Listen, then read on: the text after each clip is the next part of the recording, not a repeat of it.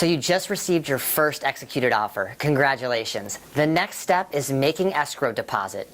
Default contracts typically state you have 3 days to make escrow deposit upon receiving a signed offer, but check with your agent with regards to your specific offer. Title companies accept 3 forms of payment to make escrow deposits: wire transfer, certified check, or money order.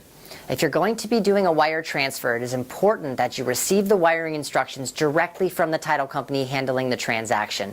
This will help eliminate any chance of wire fraud.